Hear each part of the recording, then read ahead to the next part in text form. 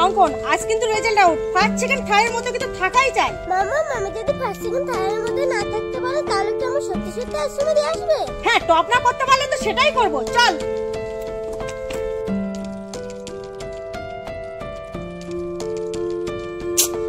কি যে করি, ছেলেটা যে কখন রেজাল্ট নেবে। ওই তো আসছে। মামু সাইডাল করেছি, ছোট থেকে আশ্রমে পাঠাবে।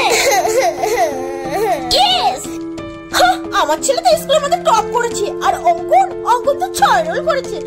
ওর মা তো ভালোভাবে শিক্ষা দিতেই পারেনি। বাবা ফার্স্ট সেকেন্ড হওয়ার দরকার ছিল না, তুই তো থার্ডও হতে পারতিস। আমি তাহলে সারা বছর ধরে কি পড়ালাম তোকে, তুই বল। মামু তাহলে কি তুমি আমাকে আশ্রমে পাঠাবে? না, ওকে চাপ দেওয়া যাবে না। না রে বাবা, তোকে অনাথ আশ্রমে পাঠালে আমি কি নিয়ে থাকবো? ওটা তো আমি তোকে ভয় দেখানোর জন্য বলেছি। তবে বাবা কেন বারবার বলি যে বানানটা ঠিক করে লেখ, বানান ভুলের জন্যই কিন্তু আজ তুই এত পিছিয়ে। হ্যাঁ, রেজাল্ট খারাপের জন্য একটা বাচ্চাকে চাপ না দেওয়াই ভালো, কারণ হিতে বিপরীত হবে।